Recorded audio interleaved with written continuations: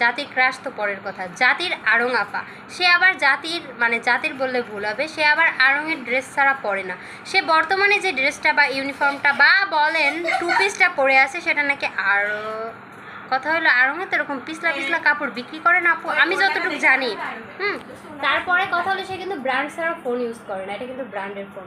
তার ফোনের সামনের সাইডটা আমি একটু আপনাদের দেখাই। এই ফোনটা যদি আপনারা কিনতে চান, মানে ন্যূনতম আপনারা যদি কোটিপতি না হয়ে থাকেন এই ফোন কখনো কিনতে পারবেন না, কারণ ফোনটার অলরেডি গ্লাস একটু ফাটা। তো এরকম ফাটা ফোন কেনার অ্যাবিলিটি আপনাদের নাই, যেটা আমাদের এই আপার আছে।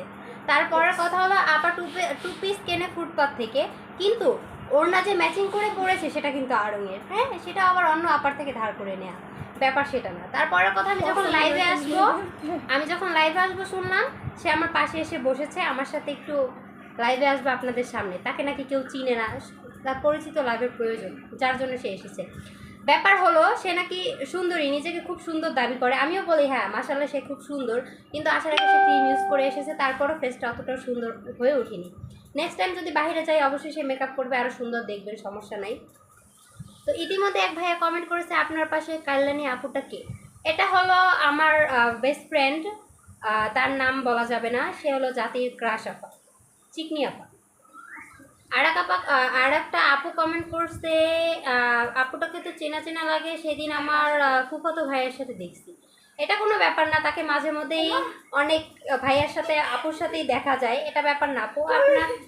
আপনার ফুফাতো ভাইয়ের অ্যাড্রেসটা দিয়েন, আমি দেখবো যে আদৌ সে ছিল কিনা, ছবি থাকলে আমাকে ইনবক্স করেন।